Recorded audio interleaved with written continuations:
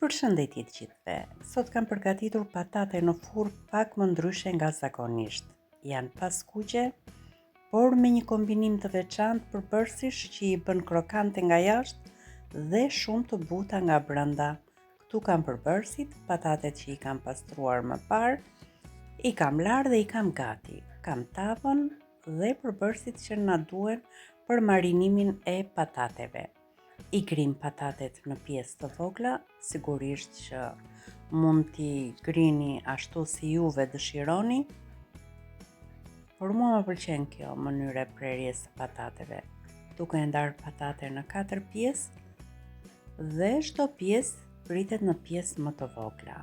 Më pëlqen ta përdor këtë prerje qoftë në tava, qoftë në gjell, por edhe kur i skuq patatet. I presim patatet, i vendosim në tas.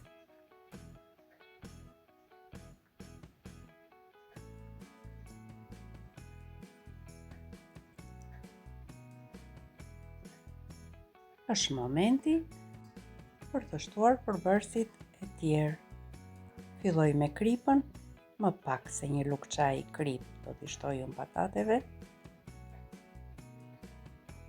Nuk mungon piperizi. Më pëlqen dhe ky miks i erëzave.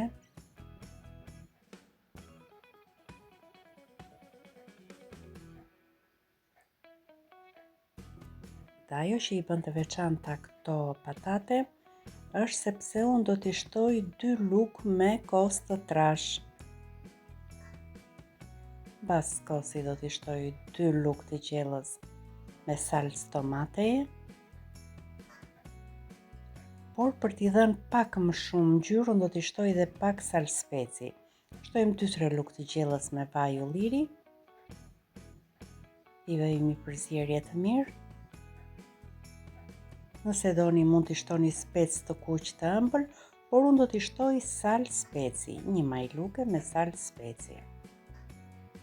I jep më shumë ngjyrë salca e specit. I përsijej mirë. Edhe me dorë mund t'ja bëni përsierjen patateve. I kam gati. Kam përgatitur një tavë me letër furre. Duhet letra e furrës, pasi nuk lejon që patatet të ngjiten. I shtojmë patatet në tavë. I shpërndaj mirë në të gjithë sipërfaqen e tavës. Është e rëndësishme edhe shpërndarja e mirë e patateve, pasi piqen më mirë nëse janë të shpërndara hollë.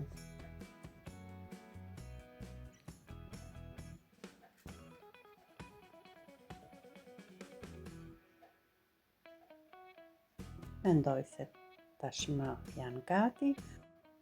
Shumë pak vaj ulliri sipër. Dhe direkt në furrë diku tek